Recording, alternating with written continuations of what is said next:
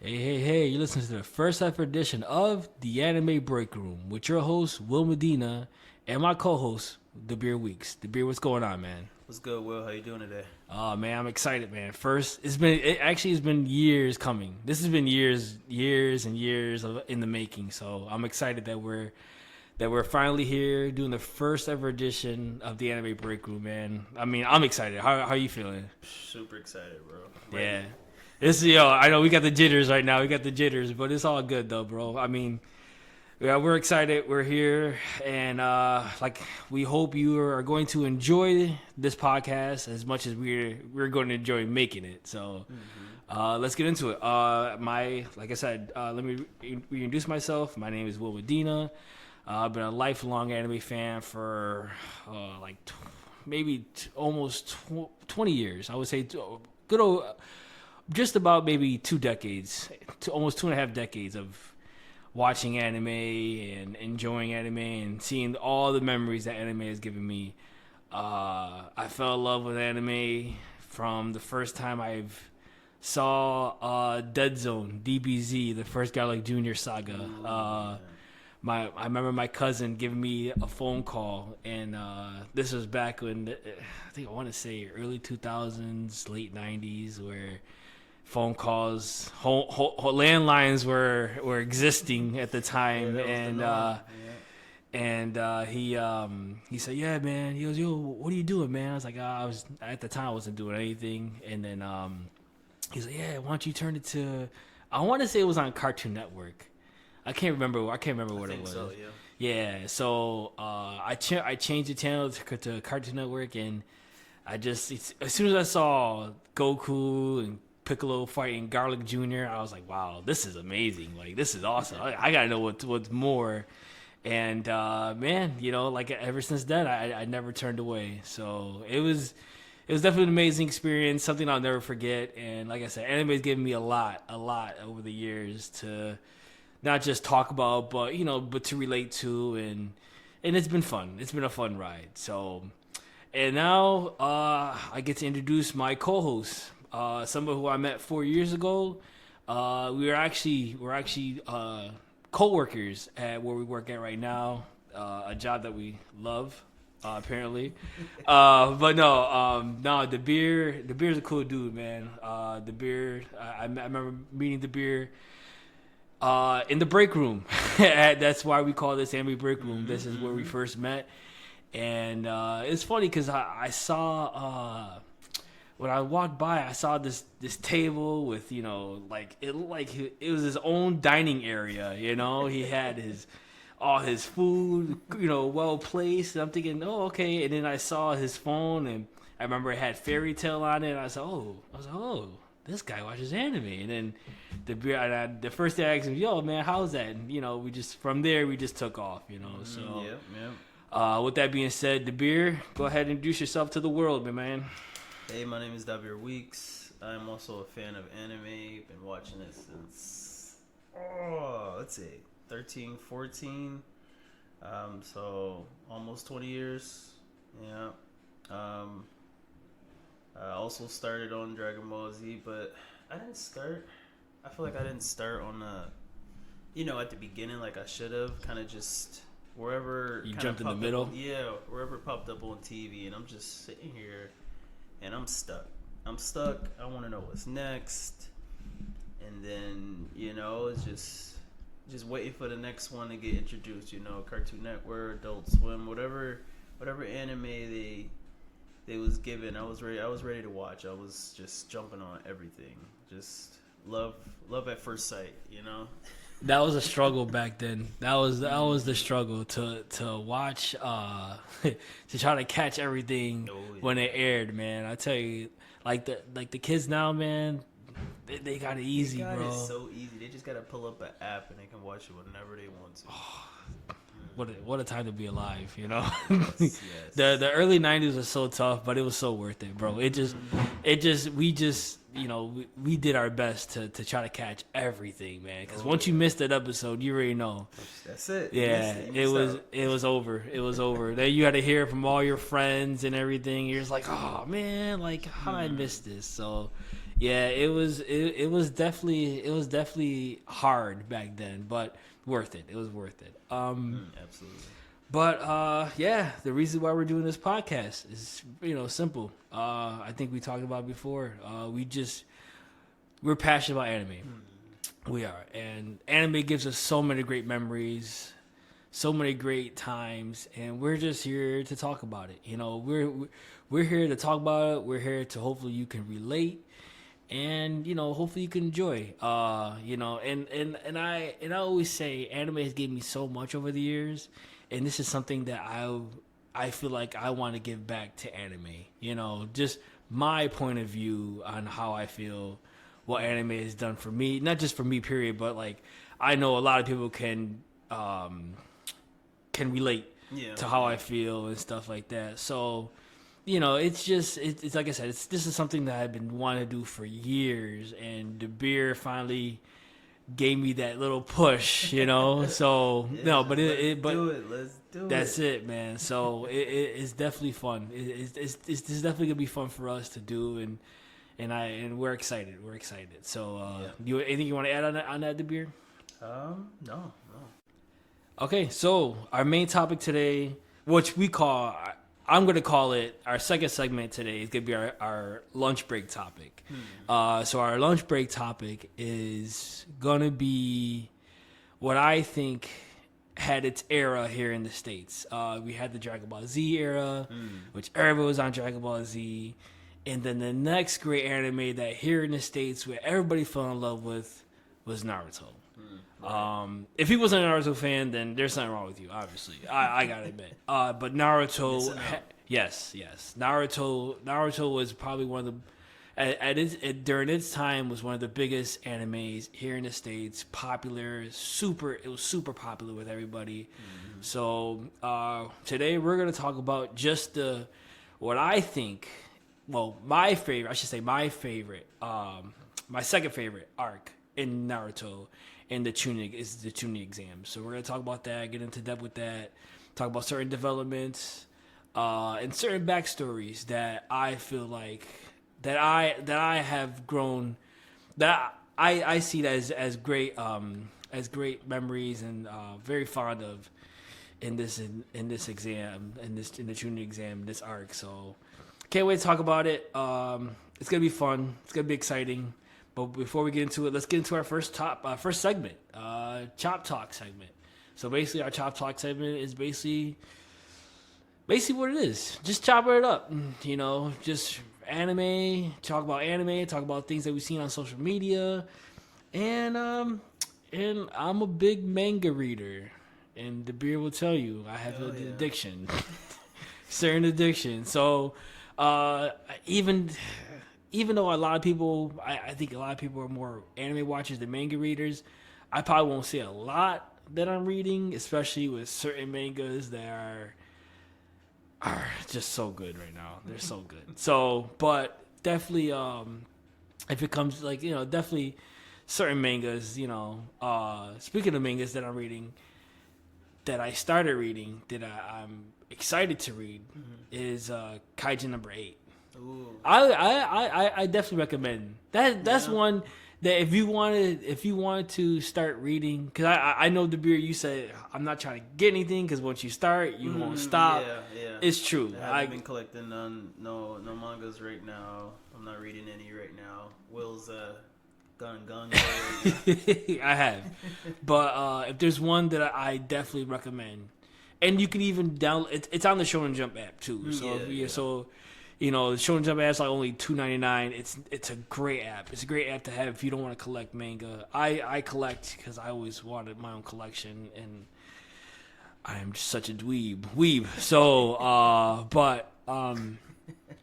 but yeah, that anime, that manga is gonna be. It looks good. It looks I've seen good. a couple panels, and I was just like, the artwork is the artwork is crazy, so detailed. It's like.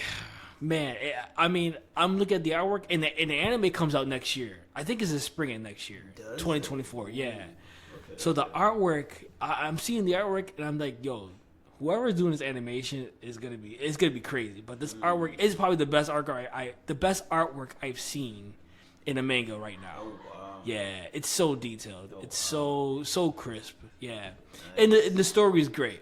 The story is great. It's about this guy who he wanted to join this task force. Basically, this task force to take out kaijins who are monsters that just show up out of nowhere. Basically, I only read 2 chapters, and I'm already recommending you. That's how good I feel. That's how good it is. Yeah. So it's this guy who he wanted in his youth. He wanted to join the task force and all that, and then he ends up joining like the cleanup crew. You know. So basically, I guess he quit or whatever. They haven't got into it too much, but I know, you know, he's gonna try to make a run back to get into the task force and stuff like that. Okay. So it seems like it's gonna be a good. It has a good story. It seems like the story's gonna be good. There's a lot of in the 2 chapters that I read. There is some comedic relief in there, so Always it's good. funny. Yeah, but it's gonna be a good one. I'm excited. I'm excited to read more of that. I've read Mashley. I'm reading Mashley. I'm almost caught up to where they have all the volumes. Ooh, nice. Yeah, so I gotta read the next 2 volumes. But I'm enjoying the anime on it. It's hilarious. It's hilarious. I like the comedy in it. the comedy's great. Yeah, It is. It has good. A lot of good comedy. Where are they in the anime? Right now they just took down 2 of the what are the group called? The Magma Lupus. Yeah, they just took 2 of those guys down. Mega Lupus, something like that. Yeah. And the third showed up and showed like just because those 2 is easy don't mean the rest of us gonna be easy. Yeah. Okay. Who's about to fight now? Right now, he grabbed his 2 partners that got dragged. They whooped him. Oh, okay. He grabbed them and just dipped out real quick. Like I was just here to pick up my. Is the guy with a mask? Yeah, guy with a okay. mask and an interesting eye. Yeah, I know. That I know. looks pretty cool. Yeah, I know. They didn't say his name or anything like that. No, okay. All Just right. a little snippet. No spoilers. No spoilers. Yeah, but no. That's gonna be a good fight when he fights somebody. It's good. So no spoilers. I gotta keep it all to myself. You know. But no. But yeah. Mashley. I've watched a couple episodes honestly, and it's in. How it's animated, it's good. Like I've enjoyed the anime, so I hope they continue. Speaking of enjoying, as De Beer knows, I am also a sports fan, and so I am a huge basketball fan, football, basketball, baseball fan. So the NBA playoffs is up and running right now. And I'm a huge Knicks fan. The Knicks made it to the playoffs. They made it out of the first round, and so they're in the second round against my girlfriend's team, quote unquote. It's not really her team, but whatever. So we made a wager, and I regret to this day that in this wager, if the Knicks was to lose, I would not watch or read anime or manga for the next 3 weeks. Unfortunately, the Knicks lost, and now I'm suffering. So I have to live vicariously through the beer, through certain animes that I can't watch. And one of them that I can't watch, that it breaking my heart. Honestly, I'm not even gonna lie, it's killing me little by little. And we already said it. I think we said it was our favorite anime. I can't remember. We just said Goat Piece is an anime me and the beer have already established as one of our favorite animes, maybe of all time. And all I've seen in these past couple weeks, or at least this past week, I should say, because it happened last week. So all I've seen was the amazing animation of Zoro and King. Bro, it's killing me inside. Like I want to see that episode. You're gonna go crazy when you watch it, bro. That's all I gotta say. Man, like, dude, Toei's on another level right now. Oh, yeah, they're killing. They bring in top notch animation. They bring in it. Yeah. So Yeah, I mean, dude, like man, that I want to say that was the final, like that looked like his final attack that they keep showing, or like the final clash between him and Yeah, King. most likely. Yeah. Because King's like up in the air and he's doing something crazy, and Zoro's like, he's using like it was a hockey aura. Yep. Yeah, and I was just like, dude, I was like, oh my god, it looks so good. Like it looked phenomenal. It really did. It looked phenomenal. Using his newest form of how can I say his strongest version of his hockey currently. Oh, okay. Yeah. Was it the he's using the color of was it color of the color of the Supreme. The color of the Supreme. Yeah. He's not, he hasn't mastered it, but he's using it at this moment. He's using it now. Okay. But he doesn't even realize it. Yeah, he doesn't even know. That's the part that's crazy. Like he's more worried about pushing himself to his, to be able to control Enma, his new sword. Yeah. And because it's pushing him. It's basically pushing him to be like, no, if you gonna wield me, you need to be the strongest version of yourself. You need to basically be stronger than me. Yeah. So it's still in his hockey. He got to pump out more hockey. It's pushing him. It's pushing him on top of King, whooping him at first. So yeah, King was dying. Yeah. He was just giving him work. Yeah, I ain't gonna lie. That boy's strong. Yeah. He King definitely worth his position of Kaido's second. Yeah. One of the lead performers. Mm-hmm. Yeah. I am. It's obviously killing me inside that I can't watch any of that. I mean, it obviously, of course, had to be at this point, but I will be there for Gear 5. That's for sure. I will be there for Gear 5. Nothing, and I repeat, nothing will stop me to not watch Gear 5. I'm sorry. You heard the rumors, Warner Brothers. Yeah. I told you my gripe. I do. I was like, oh, Warner Brothers, like Toei's doing a good job, and yeah, I wonder why they're bringing them in. Like, did they feel like they weren't gonna be able to accomplish it on their own? I haven't really. Joe Boy or Nikita, the sun god. Yeah. Nika. Yeah. Nika. That character or that Gear 5, I should say. Mm-hmm. It's supposed to be Toon-like. Right. So that's why they're bringing in Warner Brothers to basically give it some sort of Toon-like appearance. Yeah. So that's why they're bringing in Warner Brothers. They just feel like, they can help them out with that, and then make that come to life, basically. Chunin Exams. Yeah. So that's why, and I'm just like, oh, like. I do, but I was like you said, just trust Oda. We have to. Trust Oda. Trust in Oda. Just in let Oda it. We trust. Yes. So I'm just like, okay, let's see. But I'm excited. I'm excited for Gear 5. Gear 5 is gonna be amazing. I already heard so many things about Luffy's abilities, and I can't wait. It's gonna be once I'm off my non-anime manga disaster that I'm call myself into. I'm definitely gonna read One Piece. I'm definitely gonna just binge read as much as I can. Don't blame you. Yeah, it's gonna be good. I'm excited. And then obviously you heard Oda said after this arc, it's just straight about the One Piece. Ooh, yes. So there's exciting. it's straight about One Piece. All like the info we've been waiting to just all the stuff we wanted to learn, all the mysteries are just gonna be uncovered. I'm excited. Yeah. Oh, they already uncovered the mystery of D. Man. Yeah. They already. That makes me want to read the manga. Yeah, dude. Tempted. Yes. So like I said, we're big fans and we're excited. It's gonna be good. I feel like One Piece another maybe 2-3 years and we're gonna see everything just come everything come for us full circle. So I'm excited for that.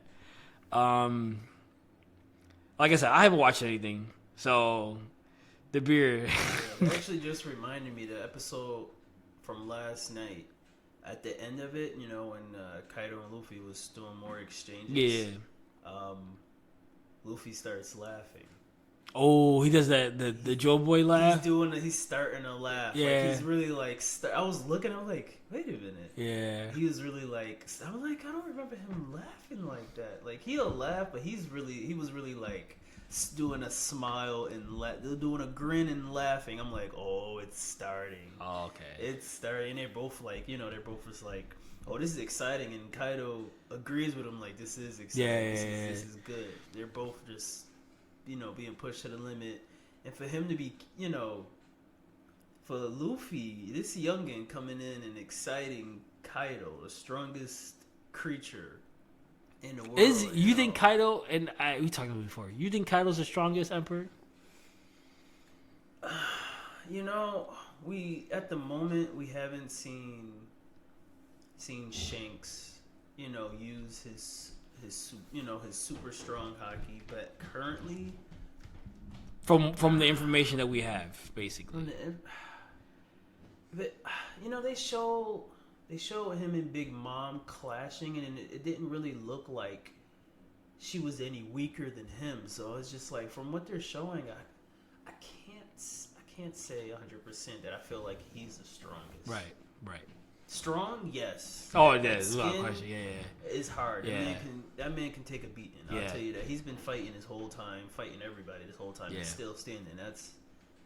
That's one strong dude. I'll tell you that. That's for sure. Yeah, Kaido is definitely strong. I just, like I said, I mean, the manga readers know what Shanks could do.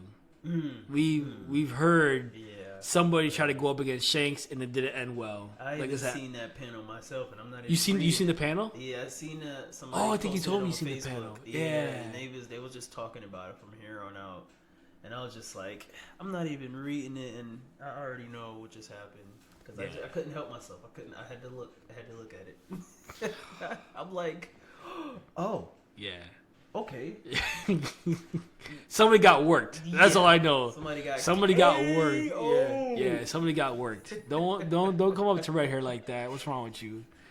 But somebody got worked. So I'm excited. I like I said, I think I might read the manga. I'm definitely gonna watch the anime, that's for sure. But I think I'm gonna read the manga. Definitely can't wait to see that. And I know it's gonna be beautiful. You already know how Oda gonna do it. Yeah. It's gonna be phenomenal. But I'm trying to think. Oh, so what else are you watching currently?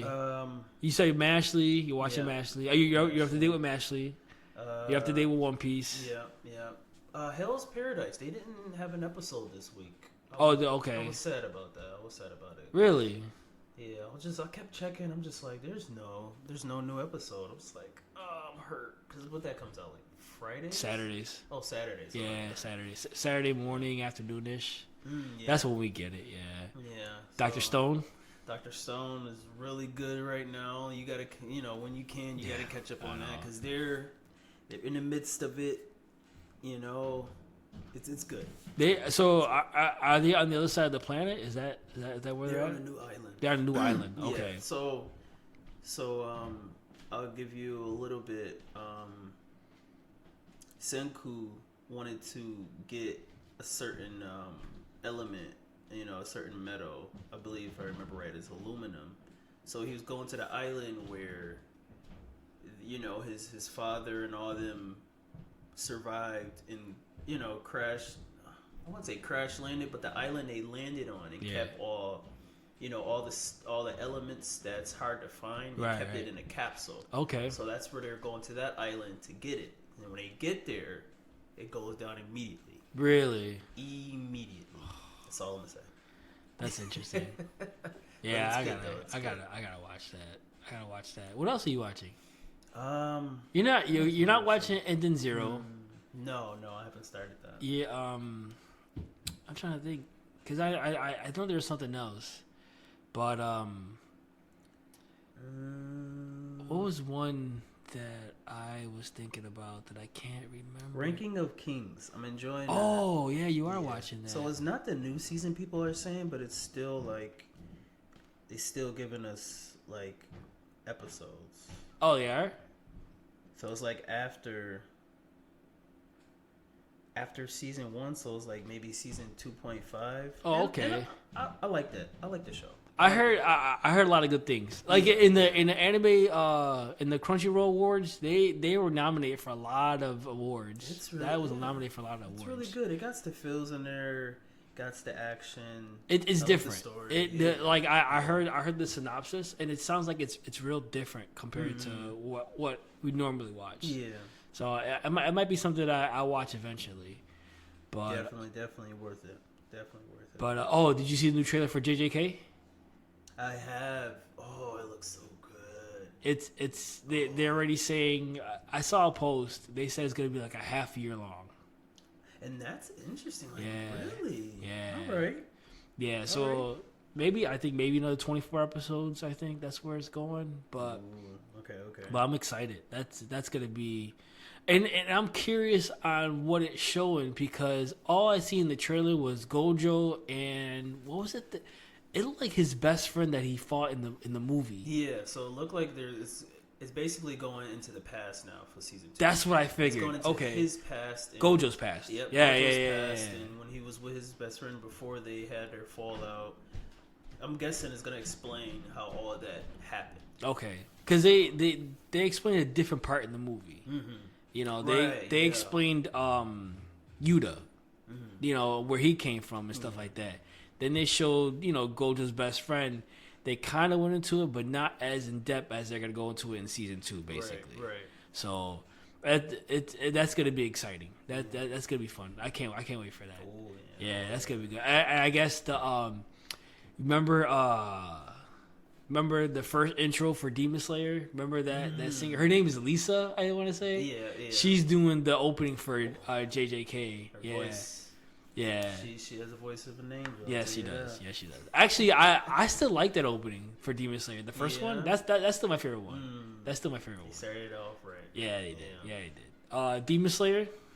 Demon Slayer. Demon Slayer looks. I mean, it sounds like it's getting good. The last thing I saw. What was the last thing I saw?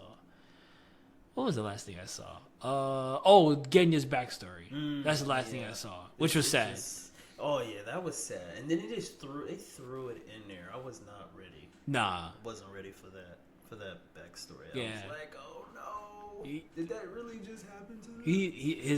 It's just like not only his backstory, but him being a demon. You're like, what Right. the heck is going Just, on? Man, you know they haven't explained it yet, so it's just everybody just like, well, he's still him. But, Yeah. But he's physically a demon. What Yeah, is going on? yeah, And yeah. he kind of explains a little bit like, I can't use breathing techniques and this and that, but he didn't say why this man is demon like right Right, now. So, right, okay, he right. can't use breathing techniques, but he's using something else. Right. Yeah, it's interesting. We'll see. We'll see where it goes. But I'm definitely excited for that. Like I said, as soon as I get off this nonsense that I'm in right now, I put myself in this predicament, Dubir. You know, it's killing me little by little. But with that being said, I think we will jump into our lunch main topic. Unless you got anything else you gotta. Because you're the one that's watching everything right now, Dubir. I'm just living vicariously through you. I do want to add Vinland Saga. Oh, yeah. A lot of people are complaining about season 2 because it's not action. Season 2 started off with development. Like right now, in Mondays, because they come out on Mondays, that episode is diving. You know, we got a snippet of a fight. What was that? 3 episodes ago, maybe, if I remember right. But now, you know, our main character MC is he's stepping into it again. Okay. He's about to step into it again. It's exciting, but it's been showing, you know, all of his new development mentally, and it's been so good to watch personally. Yeah, opinion. I heard a lot of people have been calling it the farming simulation. Farmland. Yeah, a lot of people weren't so happy with it, but then when they came up with part 2 of season 2, I think, you know, then a lot of people, it started catching a lot of people's interest. You know, you know what? Before I got on my anime punishment, I started watching Tokyo Avengers. My cousin was like, "Dude, it's good. You gotta watch it." You know, And I'm just like, okay. And it always, like, I looked at it, it always looks intriguing. Like, it always looked like something it's okay. One day, I was like, the one day I was like, okay, you know what, I'm just gonna watch it. Whatever. So when I finally put it on and stuff, and I got hooked after episode 1. I got hooked. It's a good story. The main character, our MC, is he's going back and forth in time and trying to save his ex-girlfriend, who I think he loves and everything and stuff like that. And he's trying to change the course of time with his girlfriend's brother. It's a really good story. But when they introduced the two characters it was like the two leader of the gang, Mikey and Draken. Those, that's especially the one character, Mikey. He's the leader. I like him. He has swag. He does. He has swag. He's not your prototypical boss. He's so cool. But it was funny because when they first introduced him, he's walking through because one of their guys were holding these fights, like Fight Club. They were doing like a Fight Club kind of thing. Yeah. And the guy that was in charge of it was fighting our MC. And then I guess Mikey, the leader, didn't like how things were going down. So he basically kicked him. He worked him. Let's put it that way. He worked him. And so he as he's walking up to our MC, the one character, he goes, "Hey man, I'm such and such, blah blah blah. I'm part of the 3rd platoon or something like that." And Mikey just doesn't even acknowledge him. And then Draken goes, "Yeah, he doesn't acknowledge people he don't care about." It was like, yo, what the? It was good. But I liked it. I'm only on episode 5, but it's good. Like it's really exciting.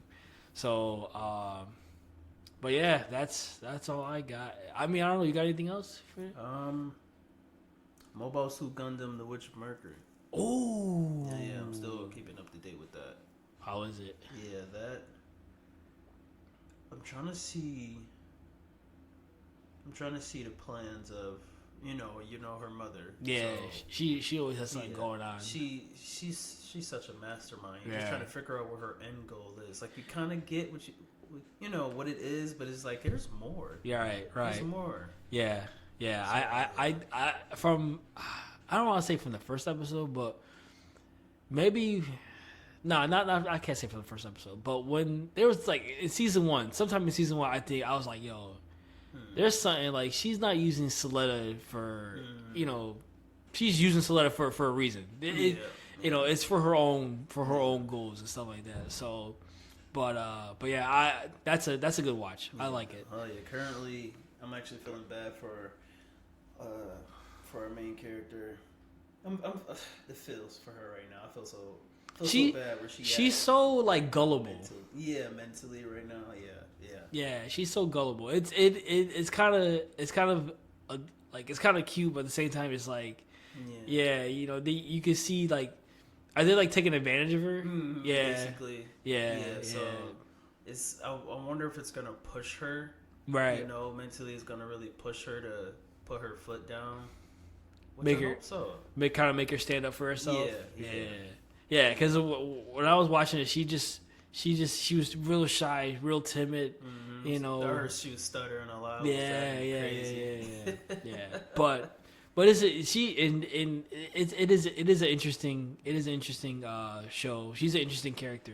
Honestly, Soletta. Yeah, love her. It's easy to love her. Yeah, but yeah, man, that's a good show. I like it. You got anything else? Like I said, I that's all I got. I mean, I'm just right now. I ain't gonna lie to beer. I'm looking at the ceiling every day now. I'm like in prison. I will add Konosuba. I'm gonna call it season 2, even though it's not season 2. It's more it's about one of our characters from season 1, and it's just funny. It's funny, beautiful animation. Super clean, but it's just hilarious to me personally, and I love that it's on an explosion on this wonderful world for I'm gonna call it season 2. Yeah. and it's just hilarious. And I love the character that's on Megumin. Even love her weird name. Megumin? Megumin. Yeah, it's just funny to me. It's just a funny anime. Like, if I really want something to laugh and it comes out, I'm like, all right, yes, I get to sit down, watch this beautiful animation. The story, it's like it's leading up to where season 1 began, but it's on basically her backstory. Oh, okay. Yeah. Okay. So, but yeah, I'm loving it. Oh, that's cool. You got a lot to watch on. You got a lot on your list. I got a nice little list. Yeah. I got a pretty big list too. Not just watching, but a pretty big reading list too. You do. Yeah, a lot more than I do, I'll tell you. I'm trying to keep up with all this. Plus what we were watching for the show, like for this podcast. Which, like I said, our lunch break topic right now, Naruto. Rewatching Naruto. I'll tell you that right now. Yeah, let's jump into it. Our lunch break topic. Rewatching Naruto gave me the feels. It really did. Me too. Yeah. Like I know Naruto is great, and I know it's one of the best animes of all time. I just forgot how great it was. It really was a great, like, I know they're starting to do this ranking system. It's an S tier anime without question. I agree. Without question. And it like I said, it hit me a lot. Like, hit me with all the feels. Like, it really did. So I know I had a top 5. I know we talked about it, top 5 animes, which one day in this podcast we'll get to. But I think I gotta change my top 5. Yeah. Cause yeah, and a lot of people are like, yo, you don't have Naruto in your top 5? No, I didn't, cause it's been a while since I watched it, and rewatching it was like, oof, like this is amazing, like, so, but yeah, Naruto was great. While rewatching it again, it just hit me, it hit me differently, what I'm saying, it really did. So, I think just seeing Naruto, like, every time he says, I'll be Hokage, it hit me. You know what I'm saying? Like, it's just like, yo, because you really are going to be Hokage. But, but just seeing him as the knucklehead ninja and then knowing the end result of everything is pretty cool, So, I'm excited. It also reminded me, rewatching it, how Naruto evolves.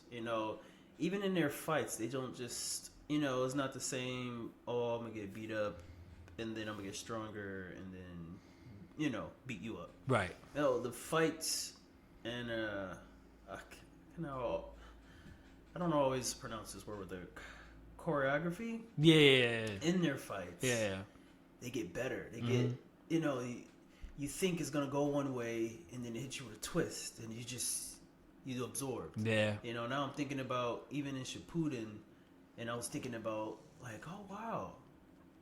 The fights, they were getting better. The skills, were getting bigger, but the fights were still good and enjoyable. Yeah. And the story, and the new characters and the bonds being created.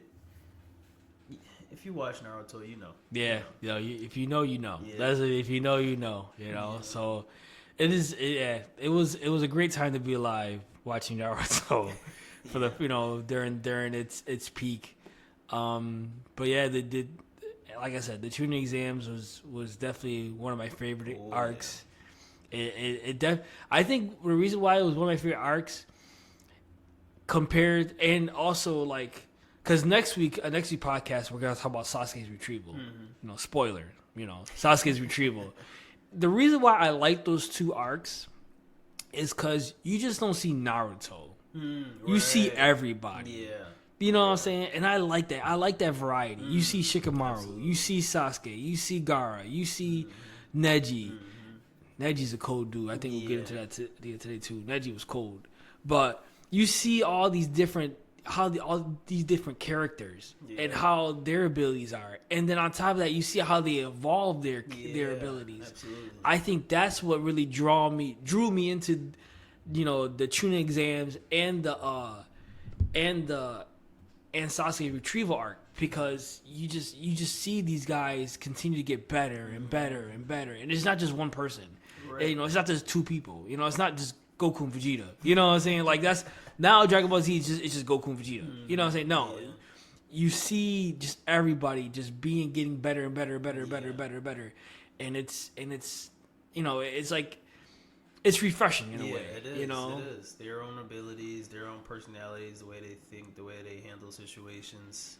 It's good to have it, and it's good for because different people watch anime and you can connect with certain characters on on what you would agree with. Really. Right. Like, that's my favorite because such and such, or I don't know. That's my favorite because he does this and he fights like that. Right. It makes so much sense. It's funny that you said how they carry themselves in different situations, because in the first part of the exam, Naruto did not handle that situation very well. He really didn't. But real quick, before we get into that first part, what do you think? Like, so, like I said, it was cool that because they introduced, because the reason I like this arc is because they introduce everybody.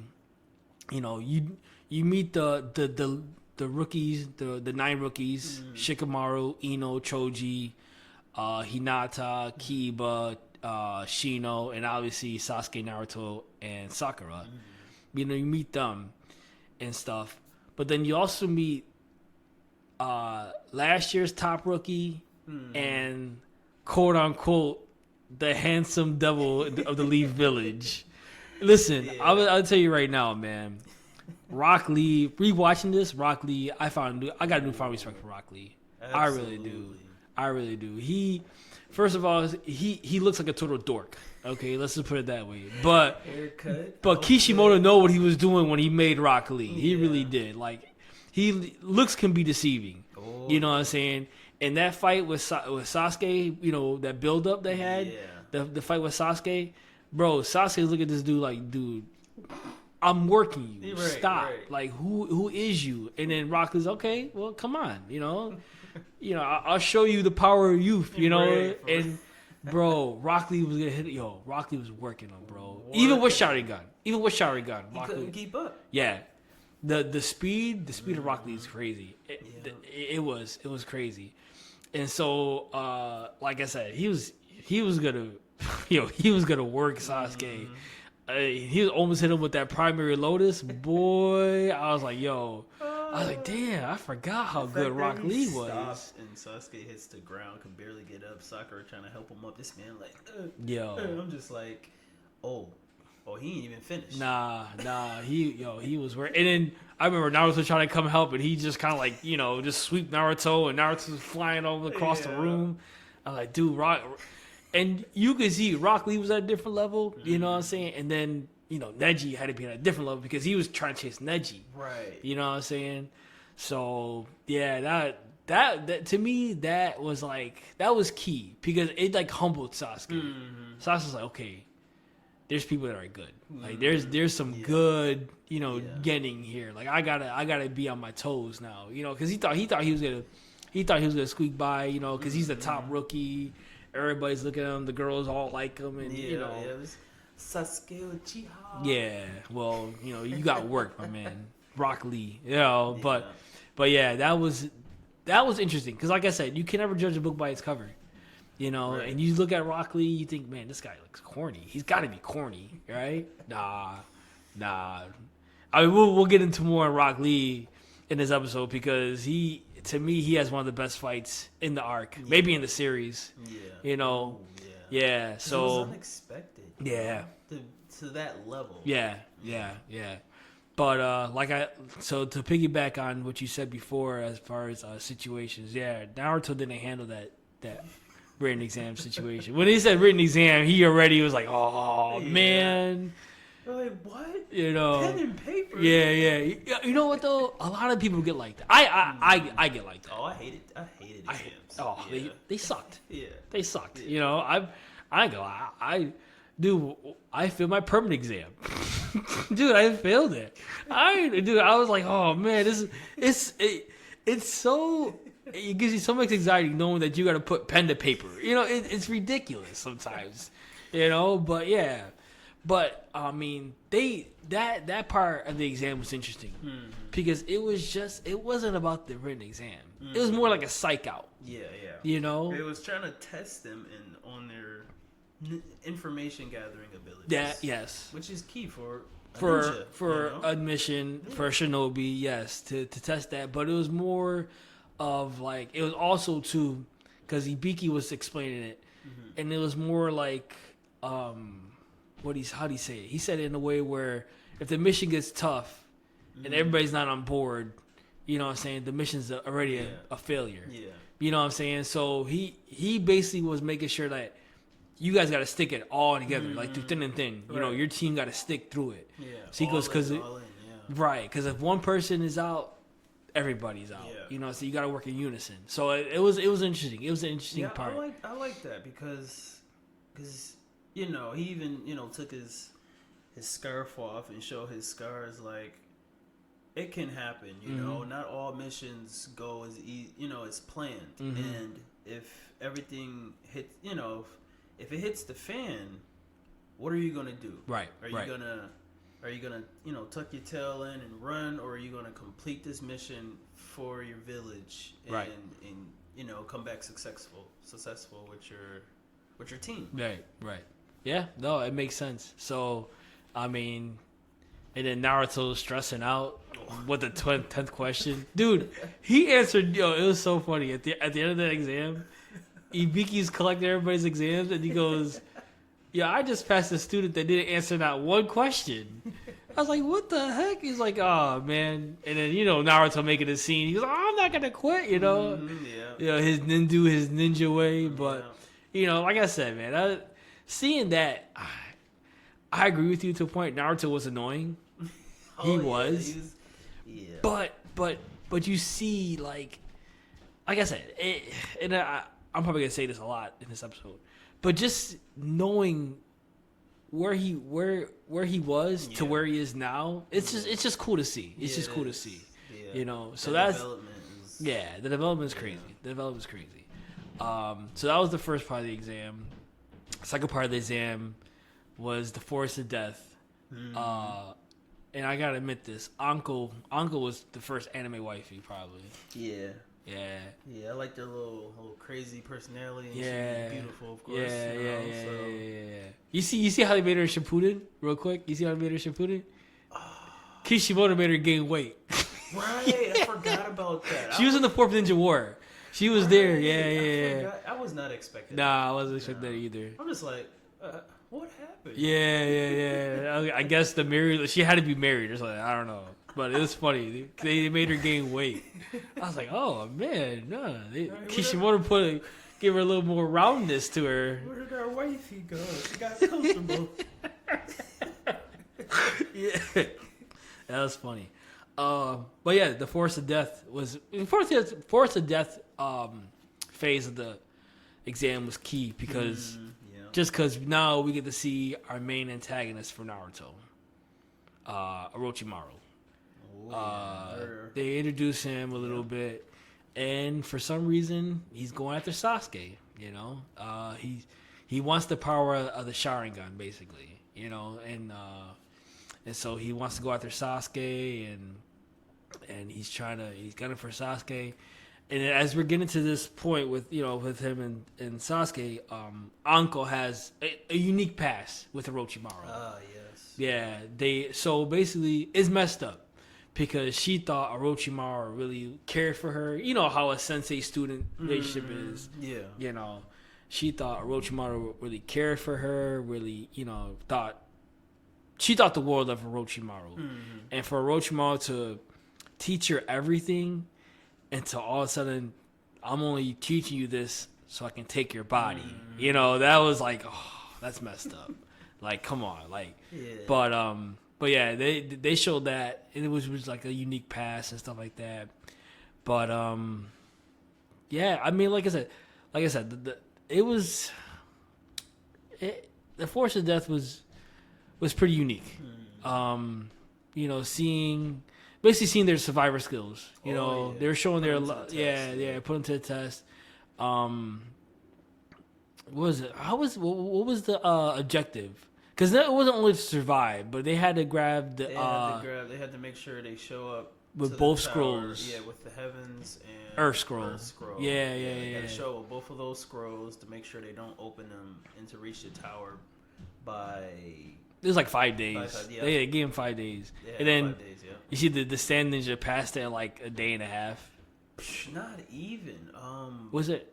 I believe I actually wrote it down. They beat the record by 97. Oh, so yeah, Gower team makes it to the tower first by beating the fastest record of 4 hours by 97 minutes. Oh, it was even half a day then. They beat it by 97 minutes, and the world record was. Well, the Leaf record was 4 hours. I was like, yo, I had to stop and like reread that. You see when they saw the video, they saw the video of Gara, and they were looking at him. He goes, yo, he's untouched. Like he looks unharmed. Not a scratch on him. Yeah, but there's a reason. Yeah, there's a reason. We didn't know yet. Yeah. That's when we get to the preliminaries. We'll talk about it. But yeah, the sand. The Sand Ninja was good. I got a hot take for that, especially for Gara. But the Sand Ninja was they were on a level on their own. Yeah, they really were. They had a reason to be that cocky. Right. So yeah, it was interesting to see that. Then, like I said, Orochimaru confronts Sasuke, and then this is where what do you say? Like the tide turns a little bit as far as like Naruto getting strong, not stronger than Sasuke, obviously, but now Naruto. How can I say this? Because it just seemed like okay. So remember when they first fought Zabuza? Naruto was like he was very timid. Like he was all talk and no bark. Right. Now Naruto, and even in that fight, you know, he obviously was able to realize, okay, real battles, you know, it's different, you know. But I think at this point, the presence of Orochimaru really scared Sasuke. Really got him nervous. It had Sasuke shook. He was frozen. Right. He was frozen, and that's when Naruto stepped up. Yeah. Yeah, no, he did step up. But eventually, Orochimaru worked them both. Obviously, you know. Yeah. Orochimaru was definitely the strongest character in Naruto, in that first part of Naruto. Yeah. But we'll get to that in a minute. Yeah, he was definitely strong. He definitely overwhelmed Sasuke and Naruto. So they got knocked out. Orochimaru put this curse mark on Sasuke, and now they're knocked out. You know, now they're knocked out, and then they gotta rely on Sakura. I'm sorry. She's anyways, so yeah.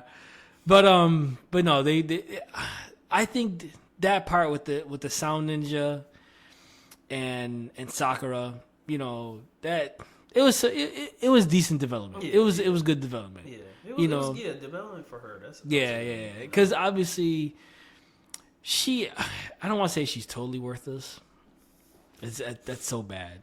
But she's very smart as far as chakra control and all that, you know what I'm saying? And then, you know, trying to, I don't want to say develop strategy, but, you know, but she had her plan, you know what I'm saying? She definitely had, you know, plans set up. She had traps set up just in case anybody comes, you know. She just wasn't sitting there, you know, and praying that nothing happens. So, she did a little something.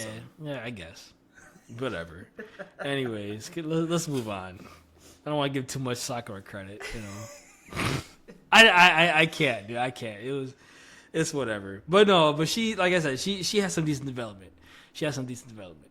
But so eventually, you know, Team 7, they finally get their scrolls. But they get their scrolls from another character who I don't really care about, Kabuto.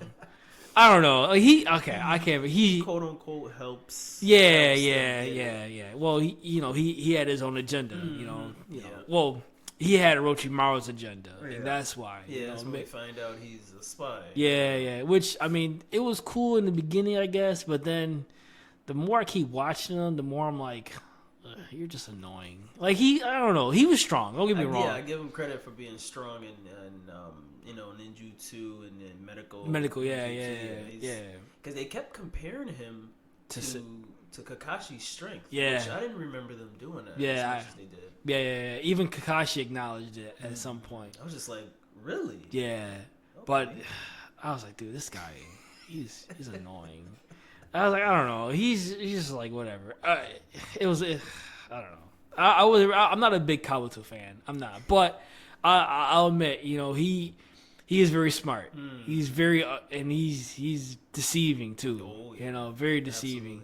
Absolutely. So even Orochimaru was like, Kabuto, you know, you gonna betray me? Like even Orochimaru had his doubts on where Kabuto was gonna go. Yeah. So, but one person that had Orochimaru's back was Kabuto. You know, as you see in Shippuden, you know. Yeah, he was the thick and thin. He was there for him. Yeah, so... But eventually Team 7 gets there. And so they all finally pass the Forest of Death. They all get to their destination. And now there's... How can I say? There's a hiccup in the road. I can't even think of anything else to say. But there's an issue of there was way too many Genin that passed the Forest of Death, which was unheard of. You know, nobody thought that would happen. I think they were trying to eliminate half the field. Yeah, I believe so. Yeah, they were trying to. So they were always trying to eliminate half. You know, they always figured half of the field was gonna not pass, but I guess more passed than what they expected. So they had to do a preliminary round, right? Yeah, like immediately. Yeah. Right now. Yeah, it was like, dude, we just went 5 days in this forest. You know, now we gotta fight each other. But I think this is probably my favorite part of the exam, this preliminary round, because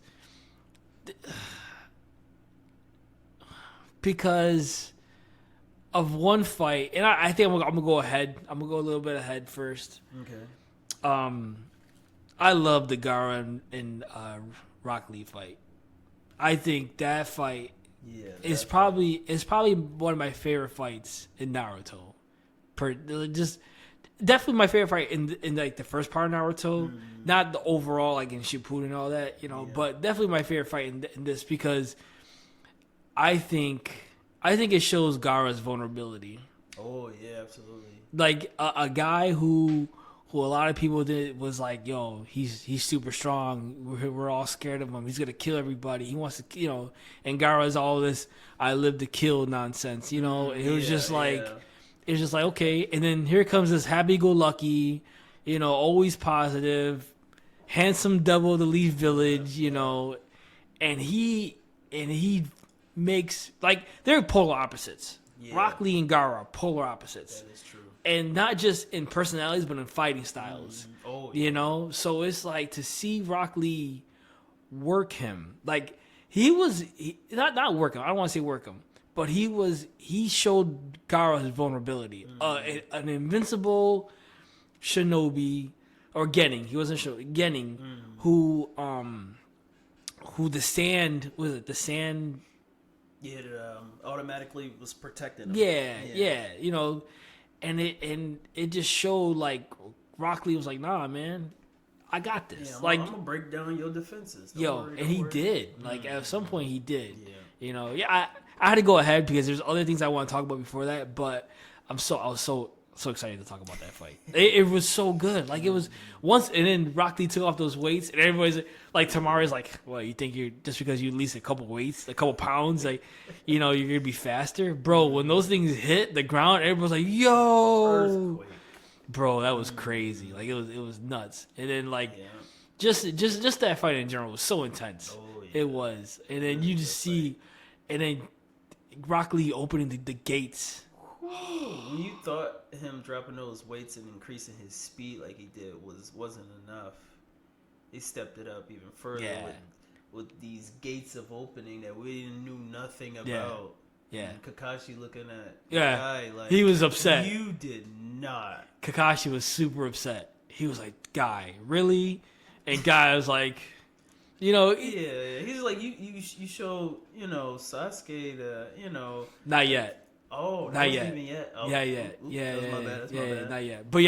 But eventually Kakashi becomes a hypocrite, and yeah, that's true. Yeah. But he was like, "Guy, that could kill him." And Guy was like, "But I told him he could only use it under certain circumstances." And Guy shows. Guy and Lee has they have a very unique. It's like a father-son relationship, without question. That bond is so It's so strong. Yeah, without question. So Guy was gonna do everything in his power to make Lee reach his goal. You know what I'm saying? And granted, Guy had Neji on his team. You know what I'm saying? Right. But he saw how Lee was and how determined and how focused he was. And he was like, Lee, he in his mind he said, okay, you're just like me. I'm gonna get you there. I'm gonna get you to the top. Yeah. You know what I'm saying? I'm gonna do all that I can in my ability to help you get to the top. And it was like I said, it's a father and son relationship between Lee and Guy. It really was. He even dressed like them. Yeah. Which They is were weird. twins. Yeah. Eyebrows and all. Oh Bushy God, brows. yeah. Jeez, that's some costume. We'll never cosplay. I will never cosplay. As much as I like Rock Lee, I will never cosplay as him. That's not happening. But yeah, no, that it was by far probably. I mean, definitely. I mean, we could argue this. Whoever wants to argue this, but I think it was the best fight in the Chunin Exam arc, and it's one of the best fights in Naruto. Definitely the first part of Naruto. Like I said, the first part of Naruto. Yeah. But another interesting fight because I'm not talking about Sokka or Ino. I'm not talking about that fight. Bro, they were pulling hair at one point. Come on. So we're skipping that. Another fight that I thought was interesting, was Naruto and Kiba. From the standpoint of Naruto, Naruto doesn't really have any offensive attacks at this point. Right. He just has his Shadow clone. Yep. Yeah. So to watch this fight, because I didn't notice it back when I first watched it, and watching it and realizing it, I heard from another podcast that Naruto, like the one guy said, watching Naruto, he was, man, he doesn't know how to fight, and I'm just like, huh?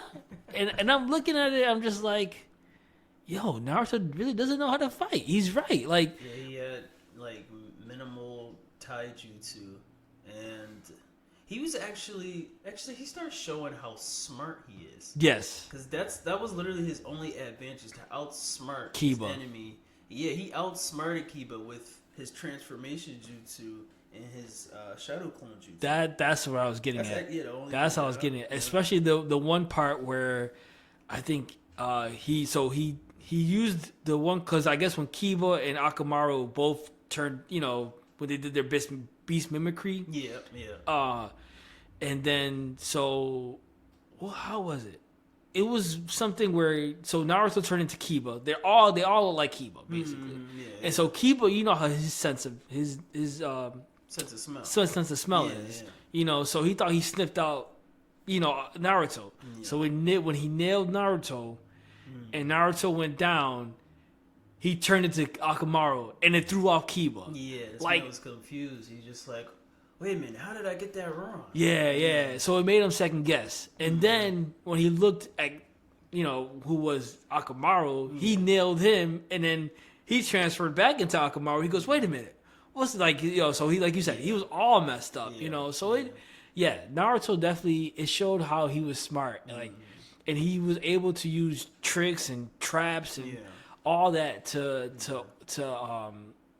overcome Kiba. Yep, and his stamina and amount of chakra, because which he didn't know anything about at that time. Right, he didn't realize he had so much until later it was explained, like, you have a large amount of chakra because he just be dishing out Shadow Clone like it ain't nothing, like he just be burning through his energy. Yeah. So I thought that was an interesting fight to see that, and I'm just like, like I said, Naruto didn't use any crazy attacks because he didn't have anything. He didn't really have, like you said, he just had Shadow Clone, and he used Shadow Clone to the best of his ability. He did. I agree with that. Yeah. So that was an interesting fight. It really was. Another fight that I thought was interesting and had a great story was Neji and Hinata. Yeah, that was a deep one. Yeah, it was a grudge match. It was a grudge match. Oh, yeah. And Hinata, she not the one to, you know what I'm saying, but she had some good development. She did. She stepped up and held her ground. Yes. She did. She had some good developments. But Neji's cold, bro. My man did not care. He ain't giving a damn. Step up? All right, I'm holding back. Easy for me. Okay. You get these hands. I'll tell you that. That's what he said. He said, you want to step up? I'll make you step down. Shoot. Yo, so we get a little glimpse of the grudge with the main branch. Yeah, so the Hyuga clan have their, what was it, like a family tree kind of thing? Yeah, they got the head branch and they got what was the other branch called? Side, I don't know. Was it called side branches? I can't remember. I can't remember either. But the main branch and then the other branch. Yeah. So Hinata's obviously part of the main branch. Yeah. And I don't think they explained why Neji has so much hate. Like he just says, the main branch gets privileges and all that stuff. But he was just downplaying Hinata. Yeah, did they explain it at that point? They didn't explain yet. It was, I think they explained everything when he was fighting Naruto. When he's fighting Naruto, that makes more sense. But this was more, he was like getting into Hinata's head. This is why Hinata was, at first she was like doubting herself. Because Neji was saying, you're just a pampered offspring of the main branch. You're not really a fighter. Just quit now. You know what's going to happen. You know the outcome. That's when he started talking about destiny and all that stuff. Yeah. And I'm thinking, damn, Neji's just cold. Right. Like he mentally attacked her. Yeah. He knew. I think we all knew. We all knew when they fought, it wasn't going to be pretty. Yeah. And even with so Naruto was, gave her the whole encouragement and everything and stuff like that. And even with that, you see the difference. At first, I ain't gonna lie. The anime at first, when they show the fight, you thinking, oh, Hinata's holding her own. Yeah, she was keeping up with him. Which is pretty cool to see because I don't really remember. They never show her fight before. No. Like, that was the first time. That was the first time they showed her fight. Just like, okay, so she got some skill. Yeah, but Neji the whole time was toying with her. Because the whole time, as you thought she was hitting, as you thought she was holding her own, this man was tagging chakra points. Yeah. Which they showed a little bit after. Just like, oh. So, one of my hot takes, one of my takes, is that Byakugan Kege Genkai is serious, bro. Mixed with their palm technique. Yeah, with the gentle fist. Yeah, with the gentle fist. Oh, that. So deadly. So deadly. I want to say, at this point, maybe I can't say it now with Shippuden, but that Byakugan, I want to say this, but it's hard for me to say this because I'm a fan of Itachi, right? Yeah, I think I know what you're about to say, but I'm gonna agree. At this point, I'm gonna agree. At this point, Byakugan is over Sharingan. Yeah, it was the strongest. Because the only thing they were really showing about Sharingan was you can copy Jitsu. You can copy jutsus, and you can see Genjutsu and Ninjutsu. So Right. that's all they were showing us as of now. So as of now, the Byakugan was definitely strong. Yeah. That it to see not just like your chakra network, how your chakra flows, but to see the chakra points. Yeah, the chakra points. And other Kekkei Genkai do that. right, and Kakashi was saying it was like this small, like the size of a pin on a needle. Or yeah, something. Yeah, and for him to pinpoint every like all the chakra points that Hinata had, and then you see like as they both hit each other, as you thought they both hit each other, and then like obviously not Hinata coughs up blood, and then everyone's like, yo, but I thought Hinata hit Neji too. He lifts her sleeve up, and you see all the marks that Neji was. I was like, yo, this dude tagging her the whole time. This dude cold. Already closed her chakra, so she's not even pumping chakra out at this point now. This is just raw. Yeah. It was, and then that was the whole turning point of the match. Yeah. Like that was just like, yo, now he's just like, okay, I'm. Like he wasn't trying to kill her. Well, he was actually. He was trying to kill her. At first, it didn't seem like she was, but yeah. Yeah. But it was bad. But I mean, they were saying it. He was last year's #1 rookie. And they showed it for a reason, bro. It showed it for a reason. Neji's that dude. At this point of the show, as far as all the getting, Neji was that dude. There was no question about it. Like, you seen him after that fight, just like, oh. Yeah. Oh, this dude's strong. Okay. Yeah, he's serious. He's serious. Like that Byakugan is a serious. And did they explain the division? They just explained. Yeah, no, they didn't explain. They didn't even get to that. Yeah, I think that was later on, right? So they only gave us that little bit of the technique. Yeah. Points at that moment. Yeah. Okay. So I mean, even with that little bit of information that they gave us, it was still like, yo, that's wild. Like this guy Genkai is different. You know what I'm saying? Yeah. So Hinata's like on the brink of death, Right. And she's like, yo, he beats her so bad, she almost gets in cardiac arrest, bro. Oh, she is in cardiac arrest, I think. She was done. Yeah, it was bad, bro. You got to stretch her. Yeah, so I think, what was it? Well, all the Joni starts holding Neji, like she had said something or something like that. Yeah, and he charged after. Yeah. He was about to attack her heart again. Yeah, he was about to offer. Yeah, he was about to offer. After that. Yeah, so they hold back Neji. This is I didn't realize this part. Every time I see it, I start laughing. So at the end of the fight, so Hinata's in cardiac arrest. Naruto, everybody. What's her sensei's name? Oh, I had it in my head. The one that she marries Asuma in Shippuden. Kurenai, yeah. So Kurenai goes down there. They're all checking on her, blah blah blah, stuff like that. And then, so because throughout the whole match, throughout the whole match, you know how Naruto, he's loud. He's Hinata, you can do it, blah blah blah. Yeah.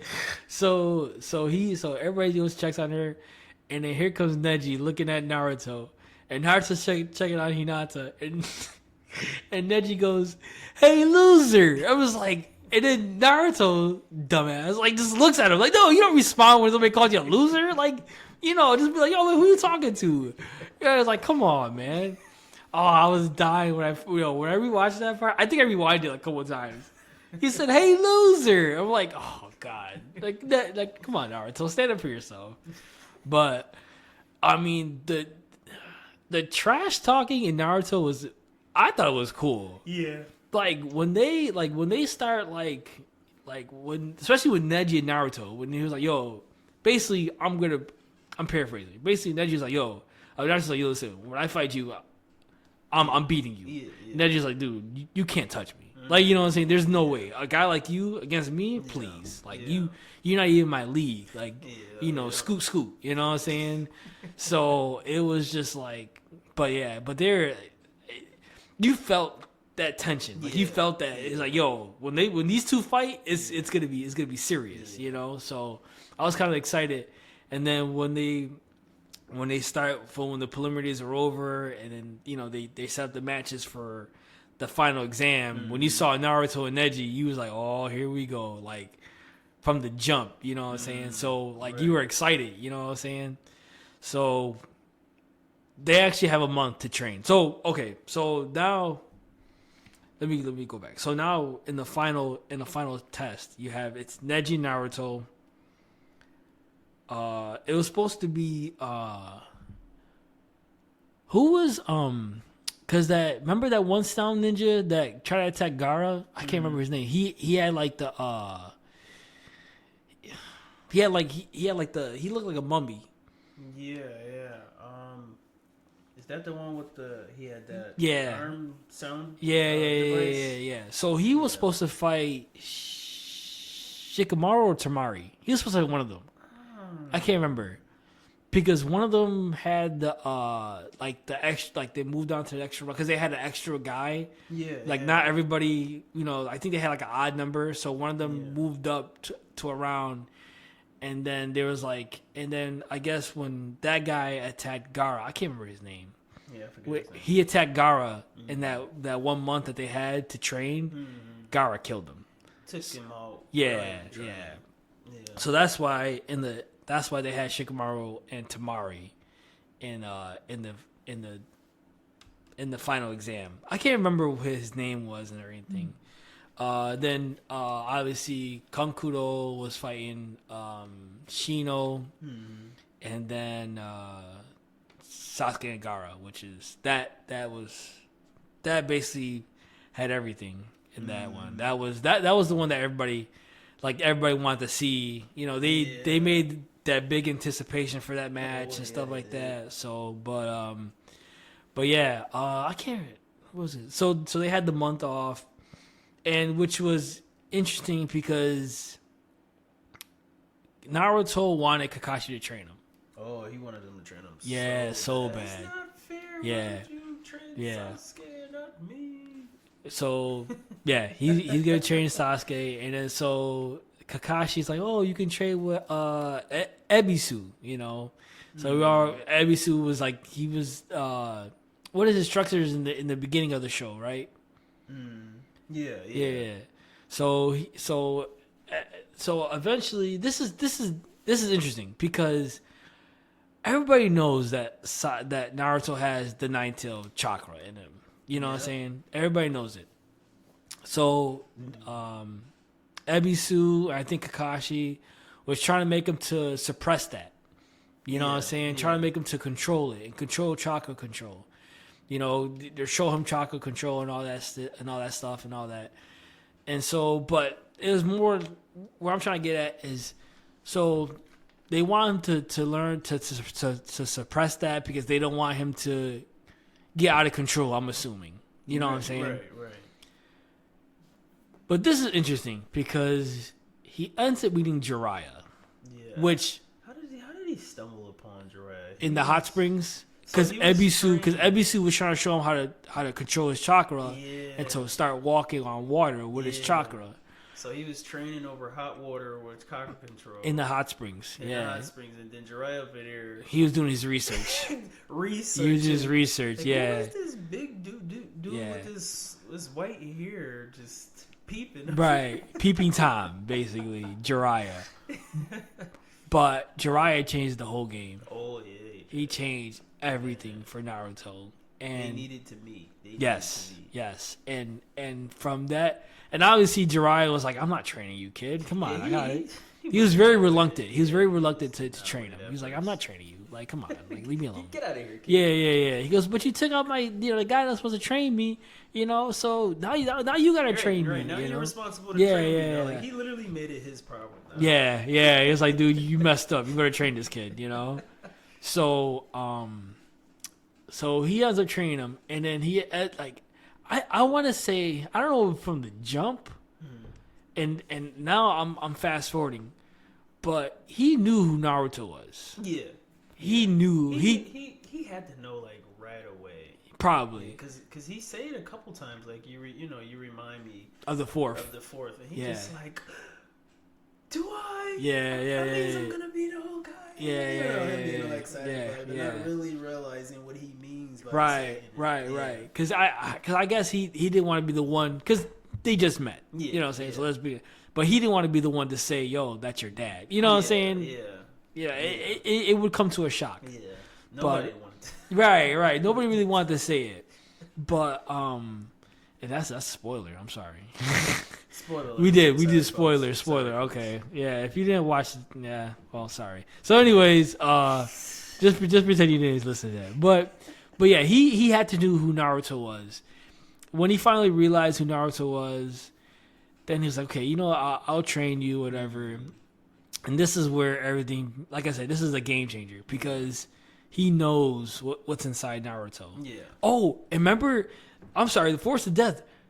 Orochimaru sealed or like put a seal he used on the the 5-prong seal to close. to close off that chakra. Yeah, because it was leaking out when he was fighting back against him. He's like, nah, I don't need the tail beast coming out right here. I need you to get move. Right. So when Jiraiya saw that, you know, he unsealed it.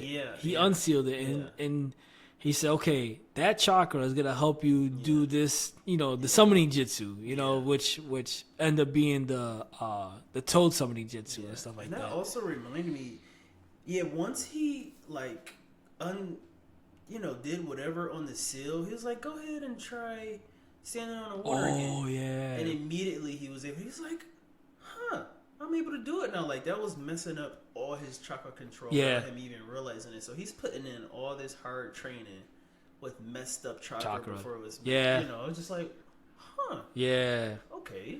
Yeah. And so Jiraiya was like, listen, I think he told him, right? He goes, yo, you have is that what he told him?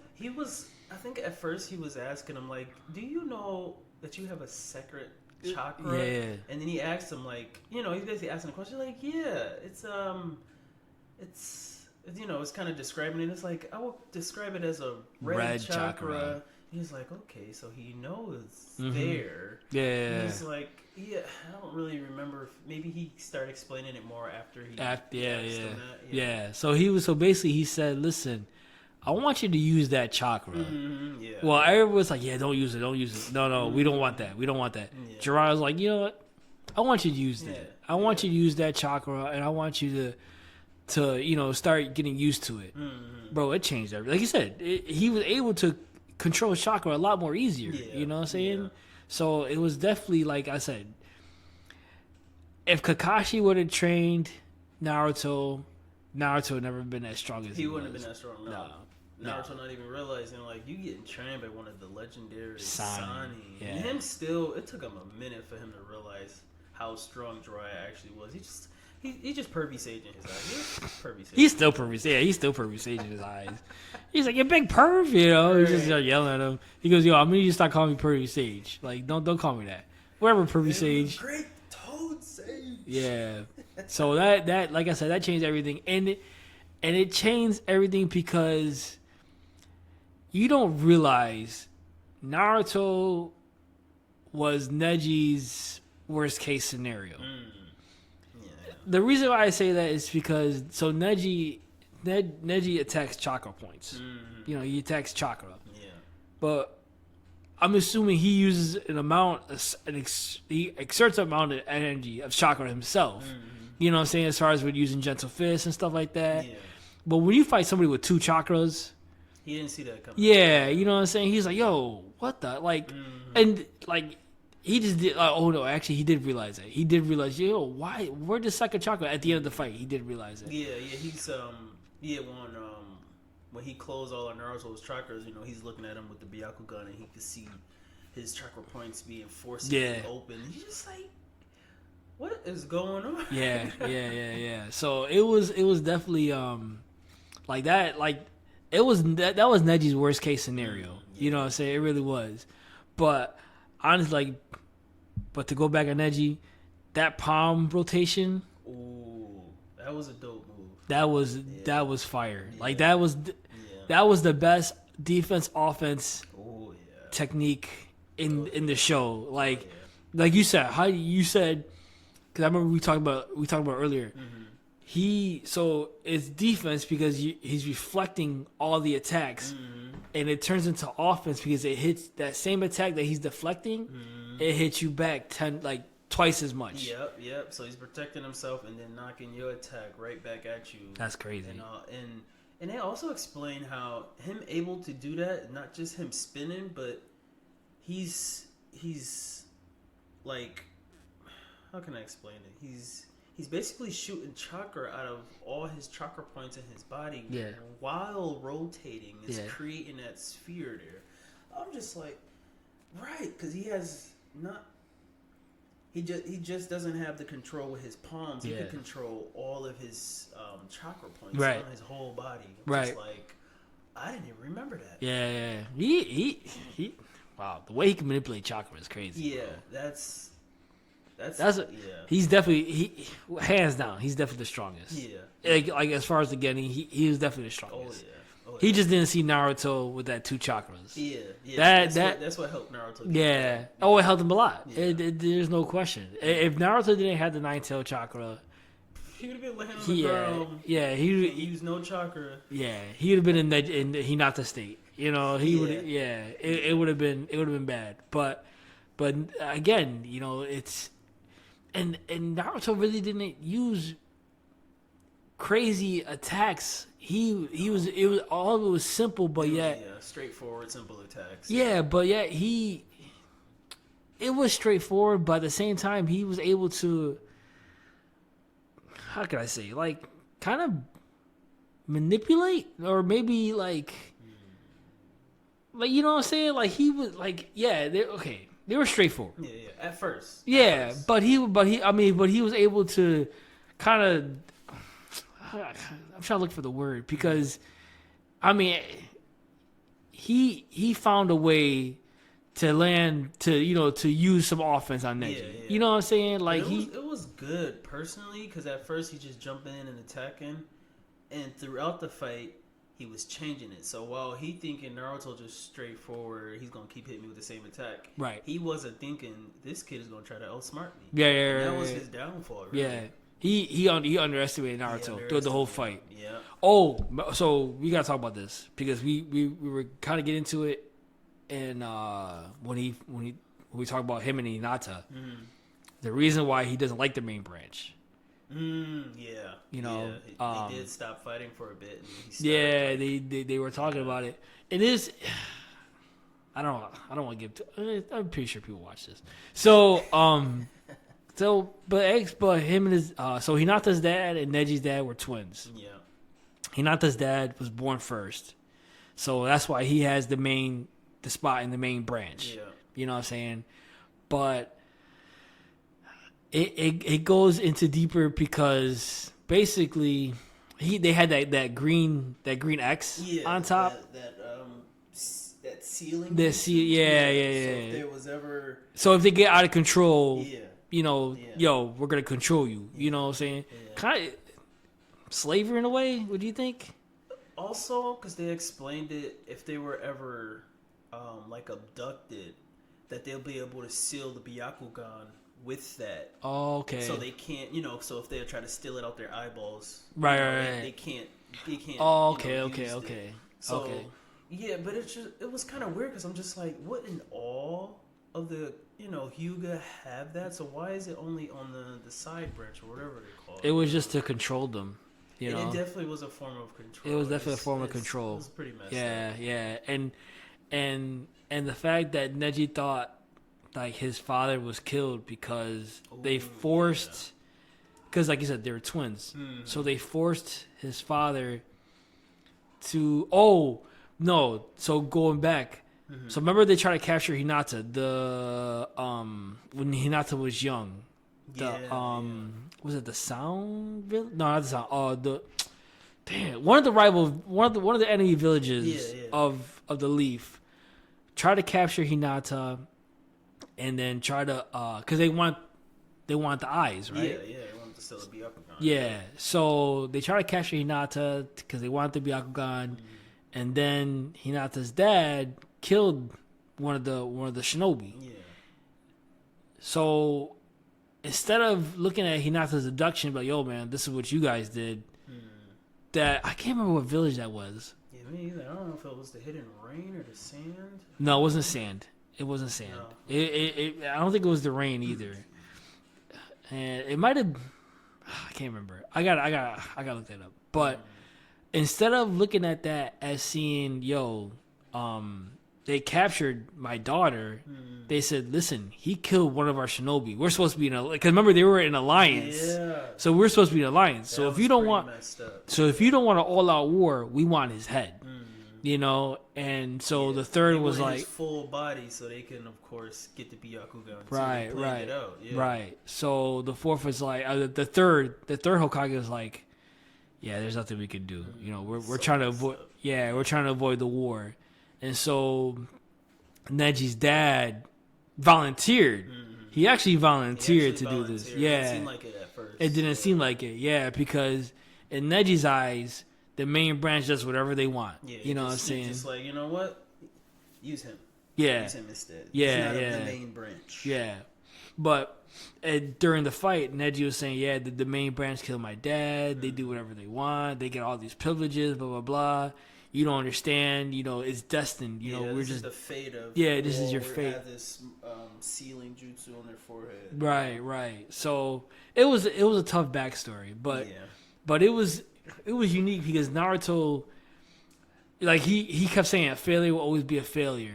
You know what I'm saying? And Naruto was like, well, he's like, well, yeah, I'm a failure to a point, but I'm gonna keep working to prove that I'm not a failure to nobody else. You know what I'm saying? And he basically the contrast in styles, you know, typical contrast in styles where it's Neji believing that, you know, if you're not destined to be great, you're not going to be great. And Naruto's like, no, I'm going to work hard to be where I want to be in my end goal. Exactly. You know what I'm saying? So it was unique. It had a unique story. You know, that fight had a unique story, and it was good. It was a good fight to watch. You know, but yeah, it was sad. Neji had a tough backstory. He really did. He did, yeah. You know,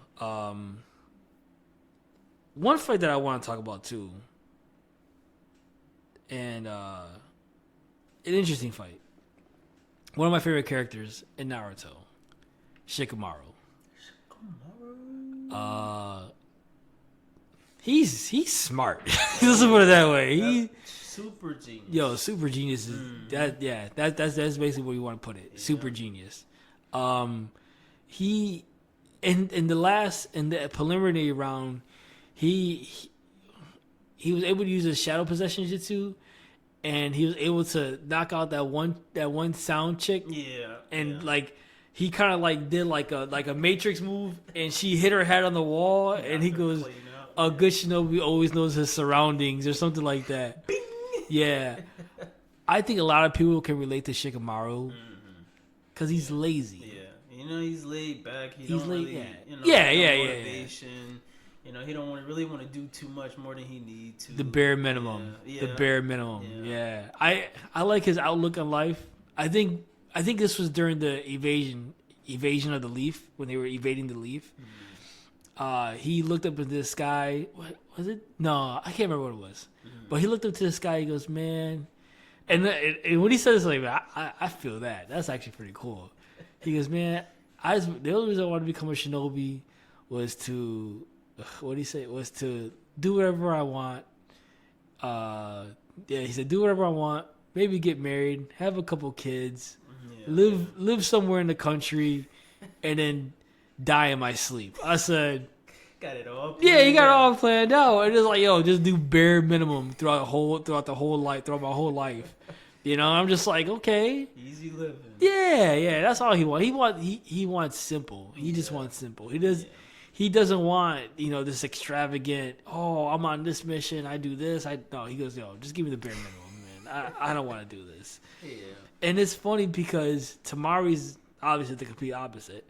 You know, she's all rah, you know, and she's strong. Oh, yeah. She's strong. I remember in the preliminary round, she took out Tenten like nothing. Poor Tenten. Tenten. She didn't stand a chance. Yeah, and it's funny because the third was hyping her up. Oh, yeah, Tenten's, you know, she's this, you know, blah, blah, blah. And Tamara's like, okay, whatever. And this, you know, basically like used her one side jitsu and just, you know, shredded her. mopped her. That's all. Yeah, it wasn't even a contest. So, but yeah, this fight was interesting because Shikamaru was just he was like he was just the way he can create a strategy under pressure. Is like top notch, bro. Like he was just like fight. This man is creating 3 extra strategies to combat you. Yeah. And he was just he was on it. He was on it. And she was super confused because she didn't know what to expect from him. You know, right. She knew he has that shadow possession jitsu. You know what I'm saying? That I just had to avoid that. She started marking, you know, how long. You know what I'm saying? How long it can get and stuff like that. Yeah. But so remember how Naruto, and then you know we'll get to the end of the fight. Remember how Naruto's fight ended, where you know he had that shadow possession and he came through the hole. Yeah, the man to the ground. Naruto dug through the ground with his bare hands. Yeah, and it was an uppercut Neji. Yeah. Yeah, so this how crazy Shikamaru was able to use that hole, put his shadow possession in there, go around Tamari to capture from the other side. Yeah, he planned it so she will be able to line up with the hole, which was just, you know, we didn't see it coming at the time. We wasn't paying attention because he was distracting her with different ninja tools. Angles. But he used his jacket and had the kunai in the air. Yeah. He's trying to use that to stretch his shadow. Meanwhile, it was a setup for his original plan to capture. Right. It was crazy. And then Asuma the whole time is like, yeah, this dude's a genius. Yeah. I just don't know if he has the motivation for this. And you see, as soon as he captures Tamari, and he's like, he just looks at her, he goes, and it looked like he's about to put the finishing blow, and he raises his hand, and he goes, I give up. Like, I'm just like, yo, everyone's like, what? Like, you had her, dude. Like, what? He's like, yeah. He's like, yeah, I ran out of chakra. Yeah, I ran out of chakra. And I was like, I don't feel like keep doing this. This is, I'm done.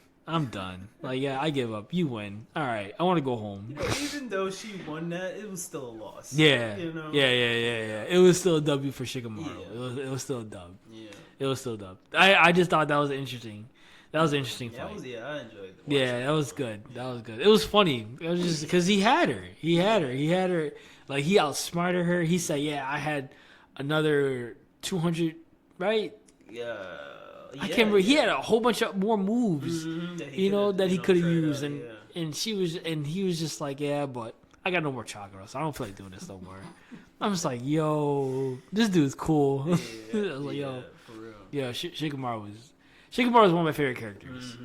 Yeah, he's definitely. He always stays one of my favorite characters. Yeah, because he's relatable. He's relatable. Yeah. You know what I'm saying? He's a guy. He's more normal than anybody else in that show. That's true. You know what I'm saying? Like,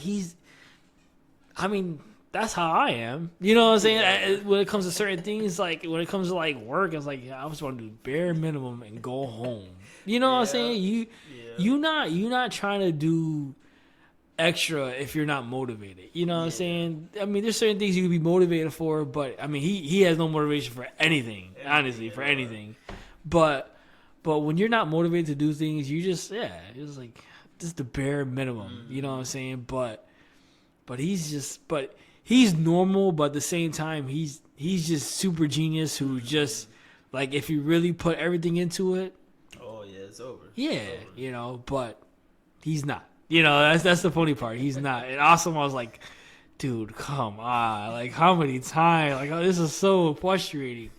Because Asuma knows his potential. Yeah. He knows his potential. As a sensei, as a teacher, he can see it. Right. But it was so funny. And then Sasuke and Gaara.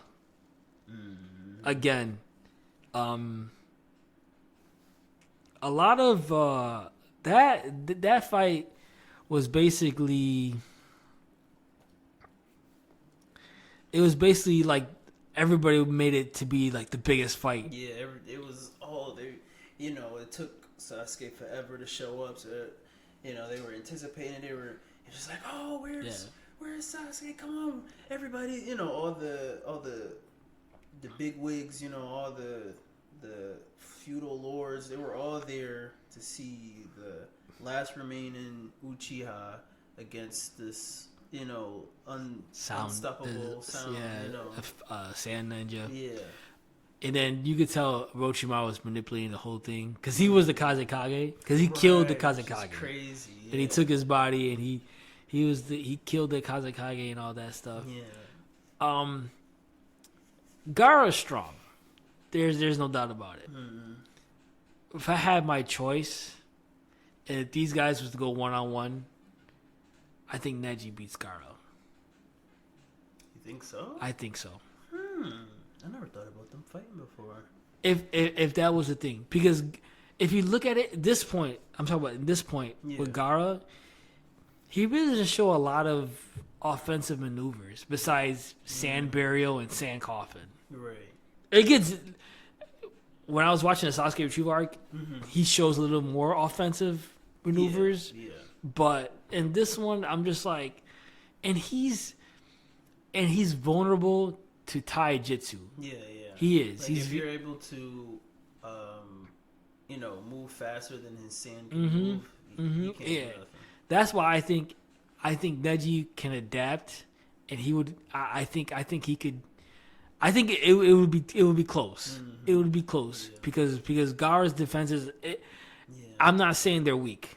That's not what I'm saying at all.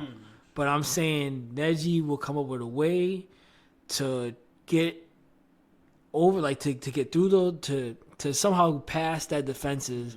And if he hits him with the gentle fist, then Gaara with his, I didn't think about this either. Gaara with that sand armor. Yeah, that's what I was thinking. I think he'll be able to break down that sand armor though. It would be interesting, yeah. And then him because because it is a chakra based.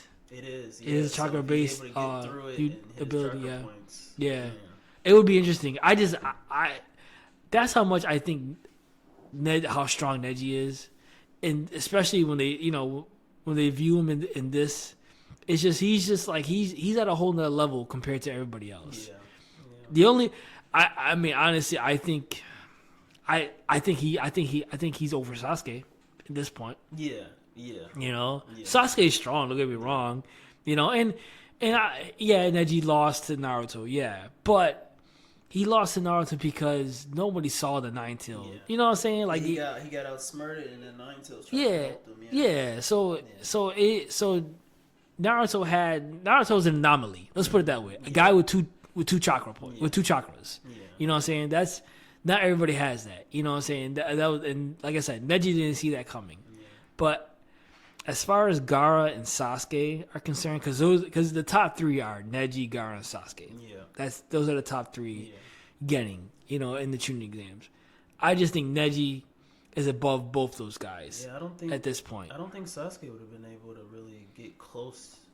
I mean, he does have his fireball jutsu, so he would have been able to attack from a distance.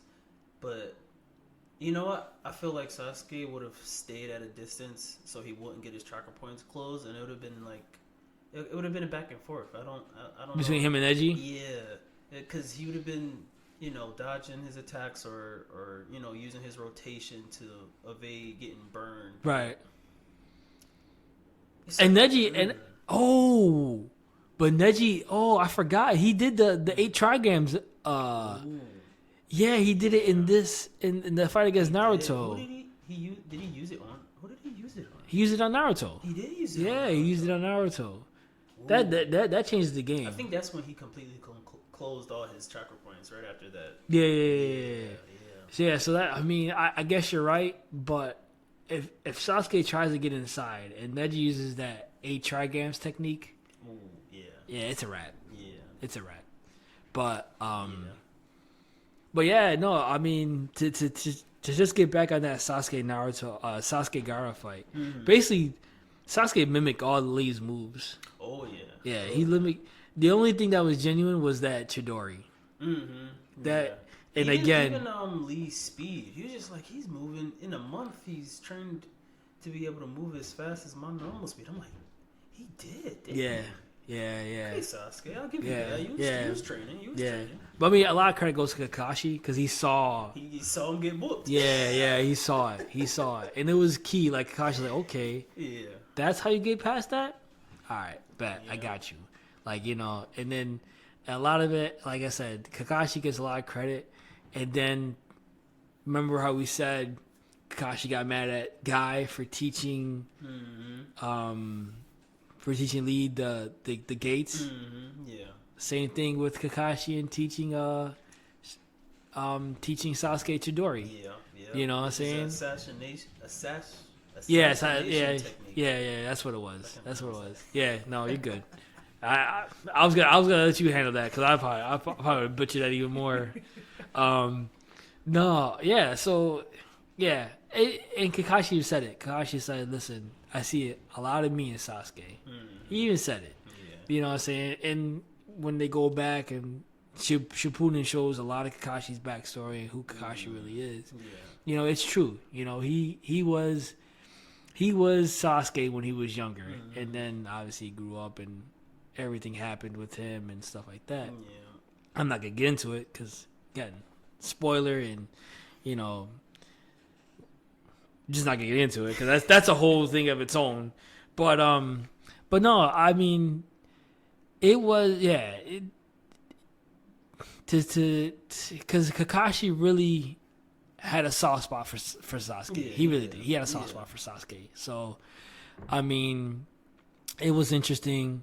And then when he hit him with that Chidori, everything changed. My man started bugging out. Yeah. Then the evasion of the leaf. Yeah. You know, the fight couldn't even get continued. Nah, yeah. The evasion of the leaf happened, and then so because, and we didn't explain this either, because we're missing out a lot of stuff right here. This is important. The Sand and Sound Ninja were in the alliance. Yeah. You know what I'm saying? So the reason why Orochimaru wanted Sasuke to, you know, waiting for that Sasuke, because they were going to disqualify Sasuke. Yeah. It was all part of their plan. Yeah. You know what I'm saying? They wanted, so when that fight with Gaara came up, they wanted Gaara to transform into Shikaku, right? I believe so. Yeah, they had S, what they call it. This was an S tier mission for this for the hidden sand. Yeah. So they ride everything on Gaara. Everything is riding on Gaara. Yeah. But Gaara was so unstable. Gaara was an emotionally unstable character. Yeah. He really was. It was not right in the head. Yeah. And you know what though? They did show his backstory. Which was pretty messed up, and it showed us why he was the way Yeah. he was. Yeah. Like I think his daddy tried to kill them. His uncle. His uncle tried to kill them, which after his uncle was like, yeah, Gaara, I love you too. You know what I'm saying? He tells him that, and then all of a sudden, you know, he tries to kill him, and then when Gaara kills him, he goes, yeah, I always hated you. Like damn, because you killed, I guess Gaara's mom died at birth. Yeah. You know what I'm saying? So it was sad. Like, but I mean, to see that as a kid, you know, you can't. Yeah. Of course, you're gonna be messed up in the head. At a young age. Yeah, dude, it was sad. Like it's tough. It's tough, you know. Like, you know, to go through all that as a child and stuff, and then you just feel like you're just used as a weapon. You know, you're just a weapon. Right. You know, so yeah. So Gaara was very emotionally unstable for sure, and it showed. It showed because you know he was transforming. He was gonna transform into Shikaku when he was in that ball. Or Sasuke saw something. He goes, "Yo," he saw his eye. His eye, yeah, and he's like, "Yo, this kid ain't right, man. There's something wrong." Right. So they end up doing that, and then like you said, the evasion came, and you know the sound and sand were, you know, they both were evading at the same time. Yeah, it was crazy. And then to see that, and then to see Naruto again, more Naruto development was key in this whole thing, because he was able to use the summoning jutsu, which was dope. When it was like Shikaku, and then with Gamabunta. Yeah. That was pretty sweet. Like I enjoyed that. And poor Sasuke was sitting there witnessing all of this. Like, is this the same? That, you know what? Naruto? It's funny that you bring that up because that started the whole jealousy. Oh yeah, yeah. At that moment, there is when he felt so inferior to Naruto. Yeah. It was killing him. Yeah, remember? So it was like at one point where Sakura was like, "Oh, Sasuke, I want to thank you for saving us." Nah, it wasn't me that saved you. She's like, oh, stop joking around. Like, nah. He was like, This nah. man just looking off in the distance. Yeah, Pissed. he was like, "Yo, Naruto was on some." Yo, he was on one. Yeah, Like how's he Naruto. getting so strong. He's Yeah. using jutsu I've never seen before. Yeah. You know. So like I said, dude, if Jiraiya didn't meet Naruto, it wouldn't have been the same. Yeah, it would have been the same. It would have been the same. So like, you know, a lot of credit goes to Jiraiya, the pervy sage, you know, for actually bringing out Naruto's full potential. It was pretty cool. Yeah. Like, you know, but yeah, this arc was amazing. It was a pretty good arc. Anything else you want to add? No. I think we kind of covered everything we wanted to cover. Yeah. But yeah, I mean, I definitely, like I said, I definitely enjoyed this arc. Next week we'll talk about the Sasuke retrieve arc, which is that's my favorite arc. Which was so nice for that to be right after this one. You know, Yeah. it kept it going. For us. Well, it kept the jealousy and the, you know, just the it was like, I'll say jealousy, you know what I'm saying? And because Sasuke was, like we said, Sasuke was so used to being the guy. Like, everyone's like, oh, Sasuke, yo, you're strong. You know, Sasuke this, Sasuke that. He definitely didn't feel like he was the center of attention anymore. And I didn't realize he not really that cared about it. No, he did. Yeah, I don't think it was more center of attention. I think it was the fact that him and Naruto are now equals. And he can't stand that. Yeah, he can't stand that. He goes, yo, I have to be stronger than him. Yeah. You know, You're a failure. than him, you know, me and him equals. Yeah. So that's what it was. But yeah, next week will be the Sasuke retrieve arc, which I'm excited to talk about. And with that being said, break time is finally over, and we'll see y'all next week. Have a good day.